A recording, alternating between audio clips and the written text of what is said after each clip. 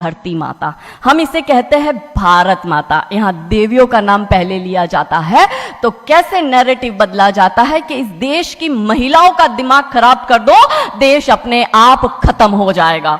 South Africa की एक बहुत बड़ी यूनिवर्सिटी में कहा गया था कि किसी भी देश को बर्बाद करने के लिए वहां पे बम, बारूद, गोला, असला दागने की, मिसाइल दागने की जरूरत है ही नहीं। आप उस देश की सामाजिक व्यवस्था, सांस्कृतिक व्यवस्था, शैक्षणिक व्यवस्था और पारिवारिक व्यवस्था को खत्म कर दो, वो देश अपने आप खत्म हो जाएगा। अब यही षड्यंत्र चल रहा है। कैसे चल रहा है? 3 स्टेज पे काम होता है। 25 वर्ष तक की बच्चियों को बिगाड़ने का काम बॉलीवुड अपने टीवी सीरियल के माध्यम से करता है। 25 से 35 वर्ष की शादीशुदा महिलाओं का जीवन और उनके परिवार को बर्बाद करने का काम एकता कपूर जैसी महिलाएं अपने टीवी सीरियल के माध्यम से करती है। और जो नौकरी करती हुई बहन बेटियां महिलाएं हैं, जो कि वर्किंग विमेन हैं, उनका दिमाग खराब करने का काम ये ओटीटी प्लेटफॉर्म्स अपने वेब सीरीज के माध्यम से करता है। कैसे करता है, मैं संक्षिप्त में एक एक उदाहरण देकर आपके समक्ष रखूंगी। और बहुत जरूरी है कि जब हम तो एक साधारण व्यक्ति है, हम संसारिक जीवन में रहते हैं, लेकिन यहाँ पर जो उपस्थित हमारे संतगण है, महंतगण है, इनके बहुत बड़ा फॉलोअर्स ग्रुप रहता है, बहुत से लोग आते हैं, बहुत सी महिलाएं आती है। ये बात वहां तक पहुंचे क्योंकि वो यहाँ पर उपस्थित नहीं है, पर हमें पता है कि वीडियो के माध्यम से हमारे संत श्री, हमारे महंत श्री, हमारी ये वाणी जो है उन तक पहुंचाएंगे कि कैसे करते हैं। ये एक फिल्म बनाते हैं, 25 वर्ष की तक की बच्चियों को कैसे बिगाड़ना है। हिंदुओं के परिवारों को बिगाड़ने के, तोड़ने के षड्यंत्र चल रहा है। और सिर्फ एक हिंदू को नहीं खराब करना है, उसके पूरे के पूरे कुटुंब को बर्बाद कर देना है। तो एक भारत की महिला 2 परिवार को जोड़ती है, मायका पक्ष और ससुराल पक्ष। और हम कहते हैं कि भारत की परिवार व्यवस्था जो है वो मानवता की सबसे बड़ी देन है। तो इसी व्यवस्था को खत्म कर दो। कैसे कर दो? तो ये एक फिल्म बनाते हैं, अतरंगी रे। हमारी क्योंकि दीदी भी यहाँ उपस्थित है जो कि सेंसर बोर्ड में सदस्य है, तो हम इतना उनसे विनती करेंगे कि हमारी ये बात भी उन तक पहुंचाए। सिस्टमैटिकली ये फिल्मों में लड़की दिखाएंगे हिंदू की, लड़का दिखाएंगे मियाँ भाई का, और उसमें भी दिखाएंगे कि वो लड़का चाहे अनपढ़ हो, चाहे गवार हो, चाहे आतंकवादी हो, चाहे पंचर छाप हो, और वो हिंदू की लड़की चाहे कितनी पढ़ी लिखी हो, लेकिन उसका परिवार जो है वो रूढ़िवादी है, वो रिग्रेसिव है, और उसके सामने यदि वो घोड़ा भी चला रहा है, खच्चर टट्टू भी चला रहा है, तो वो बड़ा प्रोग्रेसिव है, वो बड़ा संस्कारी है। कैसे करते हैं? ये एक फिल्म बनाते हैं, अतरंगी रे। अतरंगी रे फिल्म में जो कि आज की युवा बच्चियों का लेटेस्ट क्रश है, सारा अली खान हीरोइन लेते हैं। हमारी युवा बच्ची इसको फॉलो करती है। उसमें यह दिखाते हैं कि सारा अली खान जो एक मुस्लिम लड़के के प्यार में पड़ जाती है और अपने परिवार से विरोध कर कर, उनसे लड़ झगड़ कर ट्रेन में बैठकर वो भाग जाती है।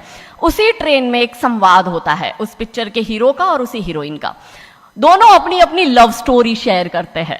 तो हीरोइन पूछती है हीरो को कि तुम्हारी लव स्टोरी बताओ। तो वो कहता है कि कल मेरी शादी होने वाली, और लव स्टोरी तो मेरी लव स्टोरी है कि मैंने बचपन से जिस लड़की से प्यार किया, जिसके साथ पढ़ाई की, जिसके साथ मैं बढ़ा हुआ, उसी लड़की से, मेरी बचपन की मित्र जो मेरे समाज की है, जो मेरे गांव की है, उसके साथ ही मेरी शादी होने वाली है। तो वो हीरोइन कहती है अरे ये और कोई लव स्टोरी है, ये लव स्टोरी नहीं हो सकती। तो हीरो पूछता है तो फिर क्या हो सकती है लव स्टोरी? तो वो कहती है कि मैंने एक मुस्लिम लड़के से प्यार किया है, मैं ठाकुरों की लड़की हूं, पूरा समाज, पूरा घर, पूरा परिवार मेरे खिलाफ है, और मैं उन सबको ठोकर मारकर, उनकी भावनाओं को ठोकर मारकर अभी ट्रेन में बैठकर भाग रही हूं उस लड़के से शादी करने के लिए। और वो हीरोइन वहां पे डायलॉग देती है कि लव स्टोरी तो मेरी लव स्टोरी है कि मैं ठाकुर की लड़की और वो कतई मियाँ भाई, और ये है असली लव स्टोरी। तब हमारी 13, 14, 15 साल की युवा बच्ची, जिसके शरीर में हार्मोन्स चेंज होते हैं, आकर्षण होता है विपरीत व्यक्ति के लिए, तब वो आकर्षण में ये सोचती है कि हिंदू होके हिंदू बॉयफ्रेंड नहीं रखना, हिंदू होके हिंदू से प्यार नहीं करना। आप इतिहास में छपेगी, आपकी लव स्टोरी तभी बनेगी जब आप किसी मियाँ भाई से प्यार करेगी और उससे शादी करेगी। तो कैसे सिस्टमैटिकली ये स्लो पॉइजन बॉलीवुड की फिल्मों के माध्यम से फ्रेजाइल माइंड में डाला जा रहा है। और आज देखो कि क्यों समाज में लव जिहाद के इतने केस बन रहे हैं, और उसका सबसे बड़ा और मुख्य कारण बॉलीवुड है, क्योंकि इन बॉलीवुड वालों ने हमारी बेटियों को हादी रानी और रानी चिन्नमा रानी अब्बा का नहीं दिखाया। इन बॉलीवुड वालों ने हमारी बेटियों को करीना खान दिखाया है ताकि वो अपनी कोख से तैमूर और जहांगीर पैदा करे। ये बॉलीवुड वाले लव स्टोरी पर फिल्म बनानी है तो ये हादी रानी और राजा रावत सिंह चुड़ावत पर क्यों नहीं बनाते? मैं आपको उनकी कथा शॉर्ट में करती हूं कि राजा रावत का शादी जो होता है वो हदी रानी से होता है, मेवाड़ के राजा है, और औरंगजेब की सेना आक्रमण करने आती है। और जब औरंगजेब की सेना आती है तो राजा रावत सिंह का 2 दिन पहले ही विवाह हुआ होता है हादी रानी से।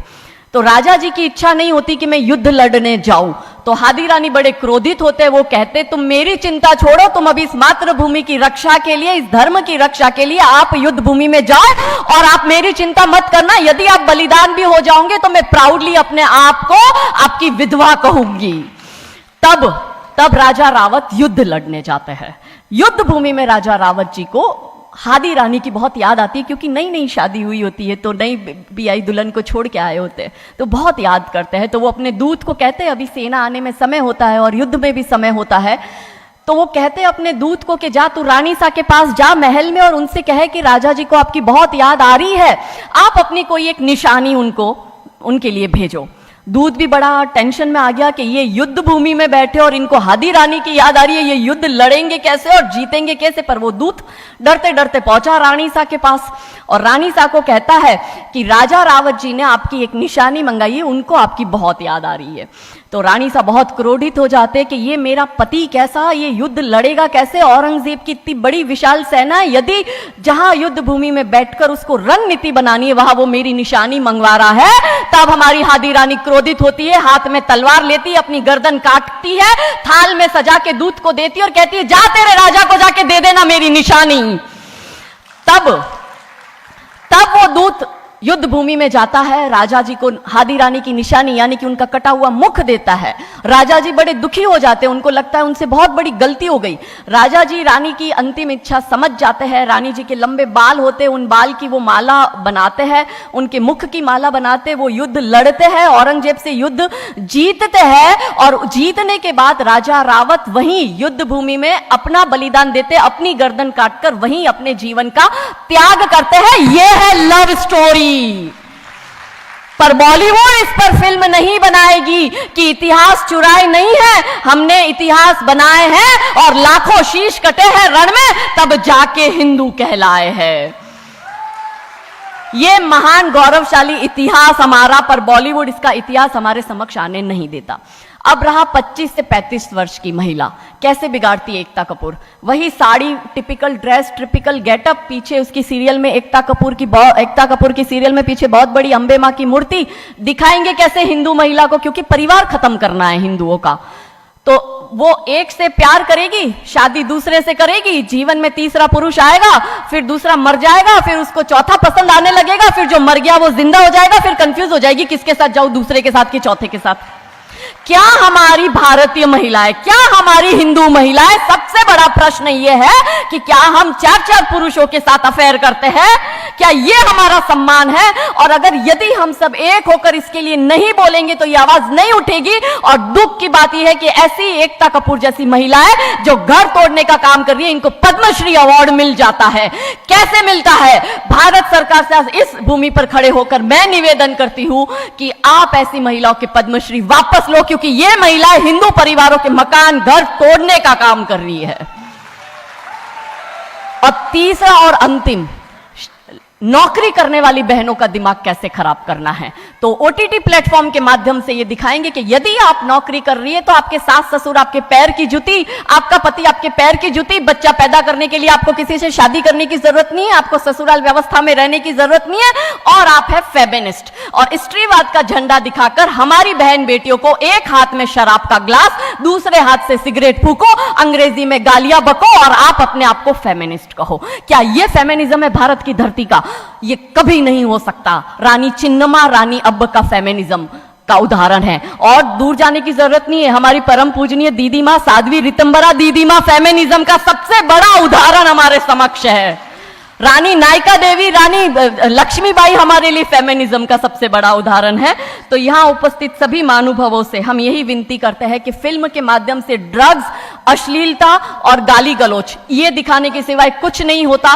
तो हम सब मिलकर एक साथ एक आवाज उठाए कि इन चीजों का बंद होना बहुत जरूरी है, क्योंकि आने वाली पीढ़ियों को बर्बाद करने का काम ये लोग अपने टीवी सीरियल और फिल्मों के माध्यम से कर रहे हैं। और क्योंकि शुरुआत भगवान राम जी के नाम से करी थी, तो अंत भी हम भगवान राम जी के नाम से करना चाहेंगे कि कौन है राम। राम जो है चेतना है, बिंदु है, बिंदु जिससे प्रस्फुटित है तेज, तेज जो कि इस समस्त सृष्टि की रचना की कल्पना का हेतु है, अनाम है, अनाम जो है पंक्ति में प्रथम, प्रथम है धर्म धैर्य का